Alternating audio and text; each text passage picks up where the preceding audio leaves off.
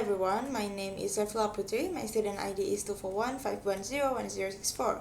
So in this presentation, I will explain static routing and backup routing, and the goal is to show that how router forward packets in normal condition and how the network behave when a main link has link failures.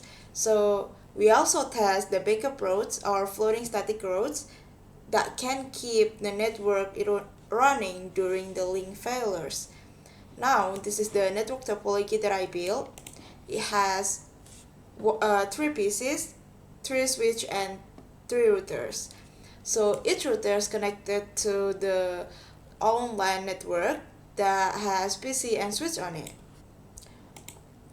Alright, so now I'll show the interface that I already built, that I already set. So for the fast Ethernet 0, it connected to the switch and PC, it's already up. And then for the serial 2 and 3 is connected to the another router, is already up too for the router 1. And for the router 2, as we can see, it's already up. And for the router 3, as you guys can see too, it's already up. So this verifies that the physical and IP addressing is already correct.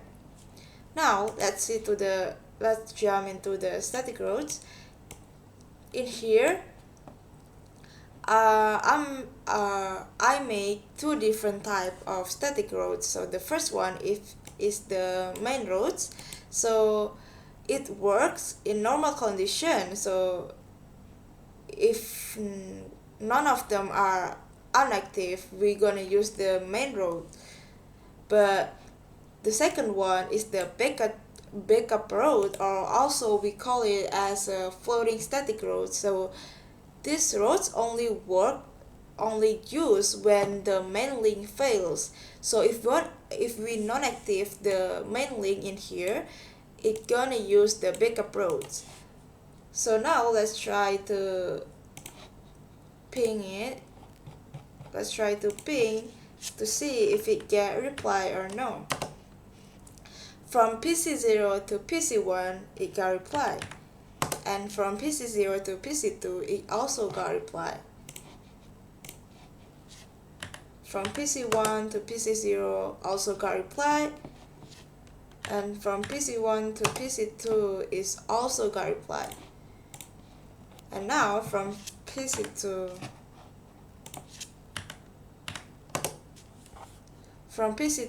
to PC0 is already got reply, and PC2 to PC1 it also got reply. So all of the ping are successful, showing that the static routes are working. Now let's go to the simulation mode. I'll try to ping PC2.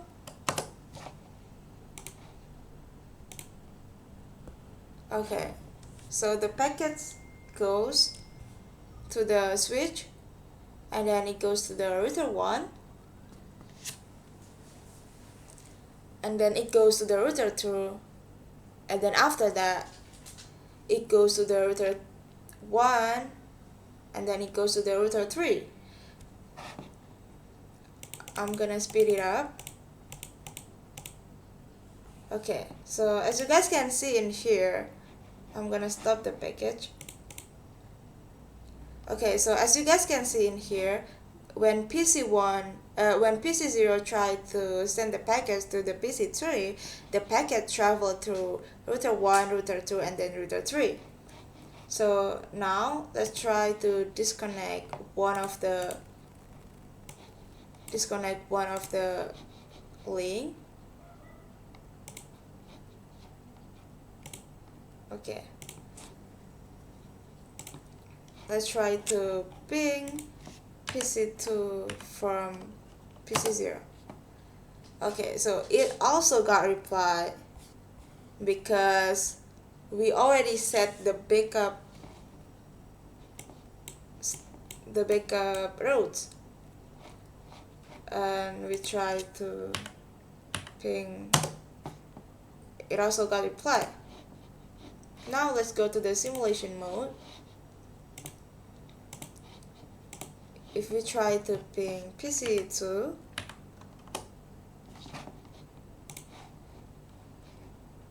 I speed it up. Okay, as you guys can see in here, the packets does not goes to the cable in here because we already disconnect it, and it automatically use the backup routes that we already set, which is it goes to the router 3 and then goes to the router 2. So the package is already done. Now let's try to active this, and we disconnect the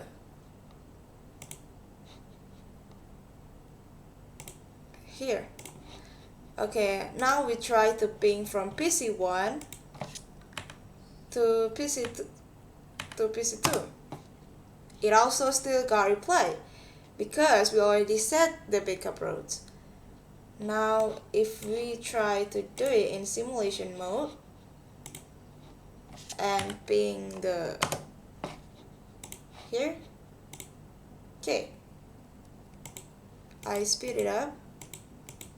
Okay, as you guys can see, it goes to the router 1 and then goes to the PC2 and then it goes back to the router 1, and the packet successfully got replied. Alright, so for the conclusion is the static routing and backup routing are work successfully. So if we turn off the cable in here, it will goes to this cable instead. So